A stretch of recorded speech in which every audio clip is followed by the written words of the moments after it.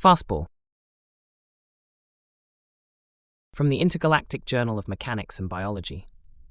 In the past few galactic rotations, the study of human endeavors has become a popular science of interest. Hundreds of articles have been published in a relatively short time, detailing the unique and unbelievable adaptations humans have undergone to survive as the #1 top predator on a Class A death planet. While many species, like humans, possess superior intelligence, humans also have the added advantage of physiological durability, often lacking in their sentient counterparts across other worlds. Scientists have, and continue to, uncover many human physiological advantages seen exclusively in their species. For example, we can examine the hand, wrist, elbow, and shoulder of a human, which together produce the altogether unique ability to throw and do it accurately. Of course, there are many species out there capable of lobbing objects from one area to another, but none so fast or as accurate as humans. Both males and females are capable of an extreme degree of accuracy and speed, the power of which can be fatal to other humans if the object is thrown with sufficient strength and accuracy. In human sports, a pitcher can throw a ball at speeds a little over 100 miles per hour into a 2-foot diameter square, though this is putting it mildly. From baseball, see footnotes. Human theories suggest that this ability helped them capture food against faster, more agile prey species of their planet, while others suggest some connection to language acquisition. Over the centuries, humans have augmented this ability with technologies like the sling, but even without these additions, the human ability to throw is still adaptively astonishing. Krill hated war, and he especially hated being involved in it on the front lines, crouching in holes and listening to the screaming as people died around him. He didn't like it, and he really just wanted to get back on the ship and go home. Captain Ver had made a point to lecture Krill on the importance of helping other people, and of course he understood that, but this had not been his idea of helping. However, the Galactic Assembly seemed to disagree greatly with him, and had used their all-too considerable power to commandeer every human crew within a 5-quadrant radius for the job, not to mention that the USS Stabby was a freelance vessel with a freelance crew, so they went where the money was. Too bad for Krill that money happened to be on the planet Daxton, fighting the Kree warlords to free the subjugated Banti. Why did humans have to be so good at war? This point was only driven home as Captain Veer sidled up next to him inside the makeshift bunker, plasma rifle cradled in one arm. One leg of his pants was torn up the side to reveal the silver chrome of his bionic leg. The metal was dented and marred with scratches from the days of fighting, but he didn't seem to notice or care. From what Krill understood, Captain Veer had received that injury in a war not unlike this. In a struggle on behalf of the Galactic Assembly against the Drev. Despite his missing limb, the captain had never complained of any issues related to the traumatic injury. Truth be told, Krill hadn't noticed any difference between the man and his fully formed counterparts. Despite his ability to sneak alcohol into restricted areas, that little trick seemed to be massively improved. Captain. The man leaned back against the wall close to him and took a long, deep breath. Ammunition is running low, and they've destroyed the bridge. The chasm walls will be too hard to climb without help from reinforcements, and they all seem to be tied up elsewhere. We shouldn't expect help for a while to come. Krill gave a moan of horror as the captain spoke. Hold on, there is good news. Krill looked up, an edge of hope spiking through his thoughts. Their bridge has been destroyed as well, so reinforcements aren't likely to be coming to them either. Krill wilted. Humans had a sort of dumb optimism that made it difficult to understand when things were bad. Either that, or they genuinely didn't know what was meant by good news. Imminent rescue was good news. Surrender from the other side was good news. But not this. Those particular set of circumstances were probably what brought them to this point. Completely out of ammunition and stranded on a platform within a deep pit. A large crack had leveled the ground of the canyon, breaking it in half by a good 20 feet of chasm reaching down into darkness filled with a low-hanging fog obscuring the bottom. One canyon, two halves, and two armies both stranded and both without ammunition. It was an odd sight, the humans standing in a long line on one side, with the Kree soldiers in another long line on the other side, and the jeering. It was loud and long, and it was creative. Saggy puss slugs, wriggly buttworms, slimy mangy-deformed flesh toads. Krill wasn't sure what most of it meant, as the meaning was mostly lost in translation, but he was pretty sure he did not want to learn where the captain was going to stick his prosthetic leg. It must have been infuriating for both sides so close to each other, yet unable to do anything about it. The humans were a species of action, and once riled up, it was hard to bring them back down. Every now and then, one of the humans would let out its customary war cry, and the others would take up the call to add to the jeering. But the Kree gave as good as they got, clicking at the humans in their unusual language and bashing their plated surfaces against each other for the noise. It was altogether too deafening. At least, that's how it was until one insult raised itself above the rest. The translation was difficult for Krill to make out, but it was directed mostly at Captain Vir, the clear leader of their side, and said something about him in relation to the larvae state of his own species, children or something like that.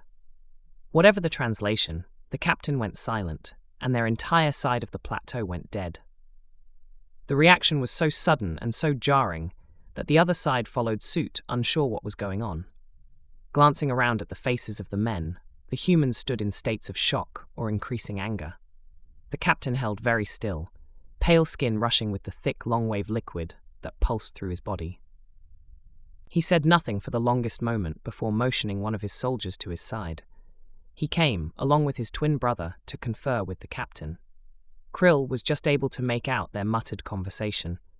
"You told me once that you were a pitcher in the minor leagues back home." There was a pause of confusion as the other human responded. Well, yeah, sir. Why?" The question was ignored. "Well, how good were you?" Off to the side, the brother piped up. "Amazing, sir. Just amazing. He would have been in the major leagues if it weren't for that car accident. He was on his way. Still amazing now, too." The brother brushed him away, but the grin on his face was clear. He gave a sort of self-deprecating shrug before grinning. "Yeah, he's right." The captain was silent for a long moment, contemplating the chasm between them and the other side.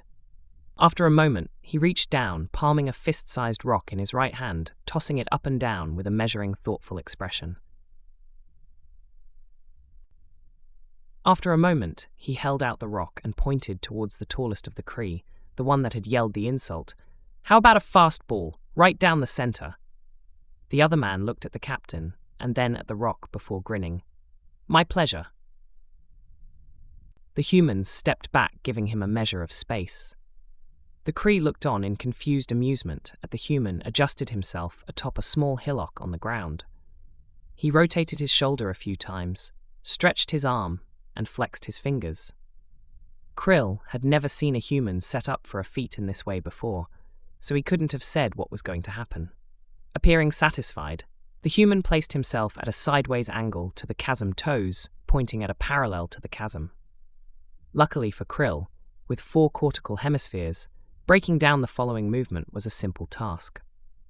The movement happened in under milliseconds, a complex set of movements completely designed to store energy, link it up the body, and release it at maximum efficiency. The left foot came up first, rising into the air a short distance and swinging slowly towards the right shoulder as the left hip rotated inwards.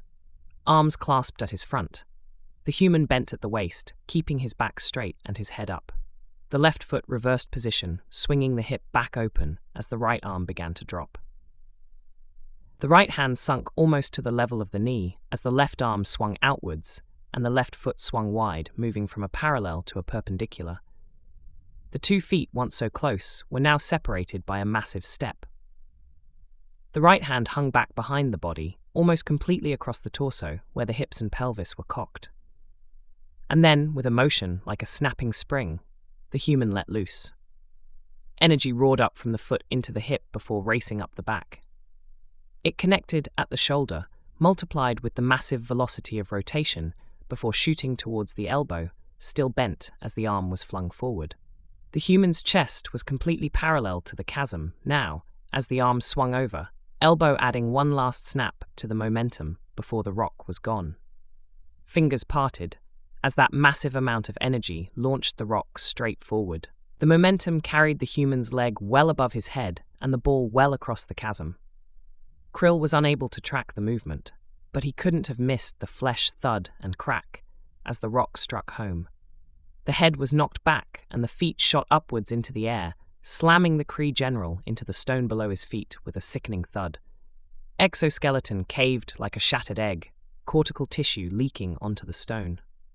The Kree stood in horrified silence, and the humans in awed admiration before the war cry rose up. Kree squeals of fear followed as 100 humans rushed forward with their own stones. Men and women let fly, with hundreds of projectiles one after another, lobbing them high into the air or straight ahead as the Kree attempted to flee, screaming and tripping over each other in their haste. Off to his right, one of the human females took a turn with a different approach. Right leg forward, she rolled her weight back onto the left hip, swinging the rock backwards and high above her head, perpendicular to the ground, her body at a 90-degree angle. She pushed from there, bringing her arm back down in an underhand arc as she took a wide step forward. The left leg moved upwards as the right arm followed. Then she brought it back around, storing the momentum as her left foot hit the ground rock, once again high above her head. Like her male counterpart, she let her elbow snap, though at the bottom of her arc. The rock shot upwards and connected with the throat of a Kree lieutenant running in the opposite direction. He sprawled to the stone, choking against his crushed windpipe. The humans called in screams of triumph as they morphed their bodies into projectile-slinging weapons, firing with a rate and accuracy Krill had never seen from a biological movement. Of course, they missed their targets sometimes, but more often than not they made contact, smashing carapace, shattering exoskeleton, and raining destruction. Those that could not escape towards the end of the chasm soon lay in wasted heaps, one atop another, moaning with the agony of their broken bodies, or stilled in pools of their own juices. The battlefield before them was a massacre, and not one human had been touched. In awed horror, Krill sat in a state of stunned shock as Captain Veer walked over, massaging his shoulder with a grimly smug expression on his face. "Thank the Lord for middle school PE," he muttered softly. Though humans are all capable of throwing objects with a surprising accuracy, it became mandatory after the war for Daxton. The Galactic Assembly passed a law requiring all humans with a history of training in pitching to register themselves within the system, much to the confusion of Little League moms all across the galaxy. To be continued.